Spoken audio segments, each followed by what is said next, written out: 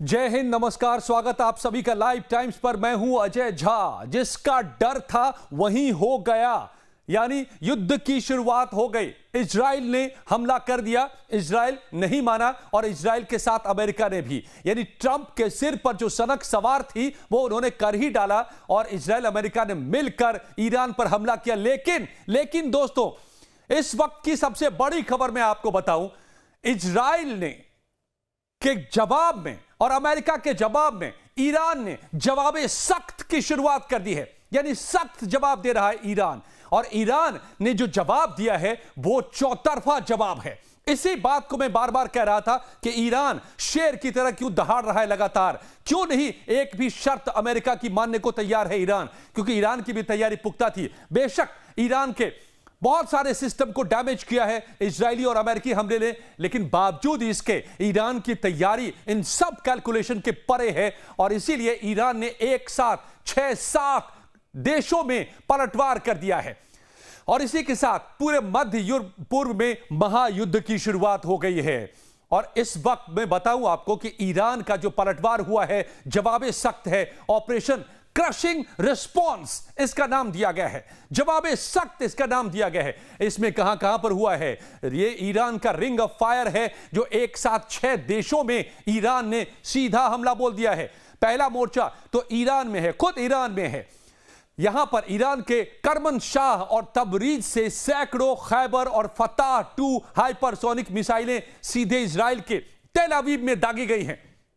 Hypersonic मिसाइलें जिसको नहीं रोक पाती आयरन डोम भी, और कई जगहों पर नुकसान की खबर है इजराइल में भी, और इजराइल में लगातार सायरन बज रहे हैं, लोग बंकर में छुपे हुए हैं। तो पहला हमला तो सीधा हुआ है इजराइल से और इसके टारगेट पर क्या है, मिसाइलें ईरान से आती हैं लेकिन इजराइल का आयरन डोम और एरो 3 डिफेंस सिस्टम ओवरलोड हो जाए, इतनी तादाद में यह हमला होता है और यही ईरान इस वक्त करता नजर आ रहा है। यह ईरान का जांचा परखा तरीका है। ईरान के अलावा दूसरा मोर्चा जो ईरान ने खोला है, लेबनान से खोला है। हिजबुल्लाह का रैथ सामने आ रहा है। हुआ क्या है, हिजबुल्लाह अब लगातार हमले कर रहा है। हिजबुल्लाह ने इजराइल के उत्तरी हिस्से हाइफा और गैलीली पर एक साथ 2000 से ज्यादा रॉकेट और सुसाइड ड्रोन दागे हैं।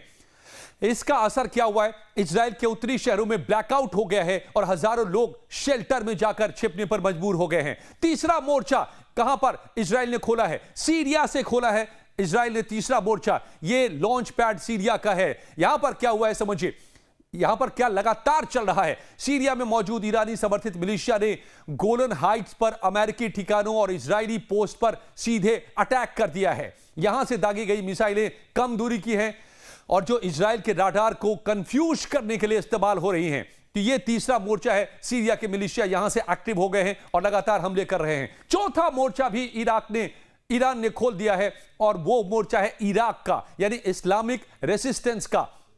यहां पर इराक से किस तरीके से ईरान हमला कर रहा है, इराक की कताब हिजबुल्लाह ने जॉर्डन और इराक में मौजूद अमेरिकी बेसेस को, यानी अल असद पर ड्रोन हमले किए हैं। यहां भी हमले शुरू हो गए हैं और यह भी लगातार दिखाई दे रहा है कि यहां पर लगातार हमले चल रहे हैं। नतीजा क्या हुआ है कि अमेरिका ने इराक में अपने सैनिकों को डेल्टा अलर्ट पर रखते हुए जवाबी हमले शुरू किए हैं। तो जिस तरीके का डर लगातार मार्को रूबियो जता रहे थे और जिस तरीके का थ्रेट ईरान दे रहा था कि वो अमेरिकी बेसिस को टारगेट करेगा, वो अब करना शुरू कर दिया है। और ये तो 4 मोर्चे की बात कह रहा हूं मैं। 5वां मोर्चा कहां पर खोल दिया ईरान ने, यमन में खोला है। हूतियों ने यहां पर मोर्चा संभाल लिया है। क्या है हूतियों ने, हूती विद्रोहियों ने लाल सागर यानी कि रेड सी में अमेरिकी युद्धपोतों और इजराइल के दक्षिणी बंदरगाह शहर इलात पर बैलिस्टिक मिसाइलें दागी है। इससे किस तरह का संकट पैदा हो गया है, स्वेज नहर के रास्ते व्यापार पूरी तरह से ठप हो गया है, जिससे ग्लोबल सप्लाई चेन में हाहाकार मच गया है। यह बड़ा अपने आप में कि पूरी दुनिया का दबाव ताकि इजराइल और अमेरिका पर पड़े युद्ध को बंद करने की, खत्म करने की। यह बहुत बड़ा हमला है अपने आप में। देखिए कैसे ईरान ने 6 जगहों से मोर्चा खोल दिया है। छठा मोर्चा कहां पर है, फिलिस्तीन, वेस्ट बैंक, गाजा में। यहां पर क्या हुआ है, वेस्ट बैंक और गाजा के बचे हुए गुटों ने इजराइल के भीतर छोटे रॉकेट और मोर्टार के हमले तेज कर दिए हैं। अब यहां से क्या रणनीति है? यह इजरायली सेना यानी कि आईडीएफ को जमीनी स्तर पर उलझाए रखने के लिए किया गया है, ताकि उसका फोकस काउंटर अटैक या फिर ईरान पर अटैक करने से बटे। तो 7 जगहों से ईरान ने सीधे हम मोर्चा खोल दिया है, और इस जवाबे सख्त के साथ ही अब अमेरिका और इजराइल की ताकत बढ़ती नजर आ रही है। पिछले वीडियोस में मैंने आपको बताया था कि यही करेगा ईरान, कि उसको इतने मोर्चों पर उलझा देगा अमेरिका और इजराइल की ताकत को, कि हर जगह कमजोर होता जाएगा अमेरिका और इजराइल, और उसकी सेना और उसकी पूरी फौज और उसकी पूरी ताकत कमजोर होती जाएगी। और इसी रणनीति पर ईरान ने काम शुरू कर दिया है। जैसे ही इजराइल ने हमला किया है, अमेरिका ने हमला किया है ईरान के ऊपर, उसके बाद ईरान ने कई मोर्चों पर एक साथ हमला बोल दिया है, तमाम उन बेसेस पर हमला बोल दिया है जो कि आज खाड़ी के देशों में जगह जगह हैं, और 7 जगहों पर ईरान ने मोर्चा खोल दिया है।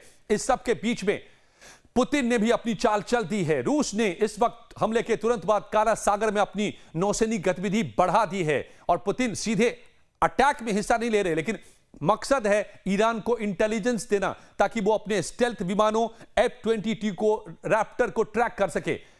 उधर शी जिनपिंग ने भी अपनी चालें शुरू कर दी है। चीन ने इसे पश्चिमी देशों की उकसावे की कार्रवाई बताया है। चीन ईरान को गुप्त रूप से एंटी सैटेलाइट टेक्नोलॉजी और इलेक्ट्रॉनिक जैमर्स दे रहा है।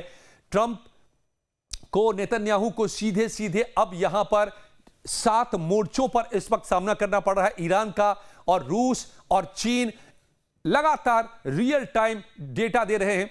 बेशक इस वक्त जो हुआ है कि ईरान के डिफेंस सिस्टम को ब्लाइंड किया है इजराइल ने हमला से पहले, इसलिए ईरान का आसमान इस वक्त में फ्री है। ईरान में जो डिफेंस सिस्टम है उसको ब्लाइंड करने के बाद स्थिति यह है दोस्तों कि इस वक्त वहां पर आसमान पूरी तरह से फ्री हो गया है, यानी कि हमला कभी भी कहीं भी कर सकता है इजराइल। लेकिन इसमें बैकअप अब कहां से आ रहा है, कहां से सारी जानकारियां मिल रही है, कहां से ट्रैक कर सकते, तो वो रूस और चीन दे रहा है अपने खुफिया जो उनके उपग्रह हैं, सैटेलाइट से, उनके जरिए, और अपने इंटेलिजेंस सिस्टम को रियल टाइम में शेयर कर रहा है ईरान के साथ, ताकि ईरान काउंटर अटैक कर सके।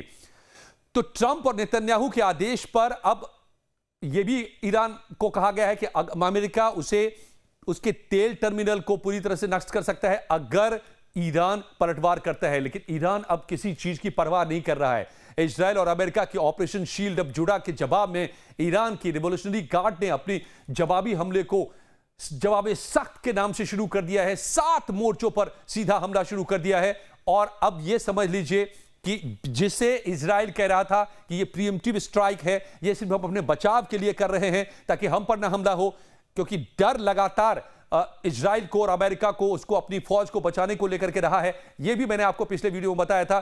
तो इसी को आगे रखते हुए इजराइल ने इसको प्रीएम्प्टिव यानी अपने बचाव में पहले हमला करके, ताकि वहां से हमला ना आए, ईरान से हमला ना आए, यह कहते हुए इसकी शुरुआत की है। लेकिन ईरान पहले से घात लगाए तैयार था, अपने पूरे साजो सामान के साथ, जमीन के अंदर से लेकर के आसमान तक, और वो अब इस वक्त होता नजर आ रहा है। 7 फ्रंट पे मोर्चा खोलने के बाद, जवाबे सख्त में सख्ती से कार्रवाई होने के बाद, अब देखिए कि क्या ये फुल स्केल वॉर में कन्वर्ट हो चुका है, और इसके बाद अब ईरान के खिलाफ या ईरान के इन सभी मोर्चों के खिलाफ अमेरिका और इजराइल की जो गुटबंदी है वो क्या करते हैं। और फिर अगर दोनों तरफ से इस तरह से वॉर, पलटवार शुरू होता है, तो ये क्या फुल स्केल वॉर है, क्या ये महायुद्ध की शुरुआत हो चुकी है, ये देखना होगा।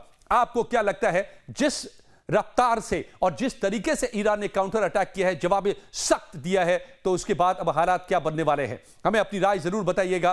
तुरंत अगले वीडियो में मैं मिलता हूं आपसे और जानकारियों के साथ। इस वीडियो की जानकारी को पसंद आई हो तो लाइक जरूर कीजिएगा, और कमेंट्स अपने जरूर कीजिएगा, अपने दोस्तों से शेयर कीजिएगा कि क्या है ईरान का जवाब सख्त 7 मोर्चों पर जिसे ईरान ने शुरू कर दिया है। बहुत बहुत धन्यवाद दोस्तों।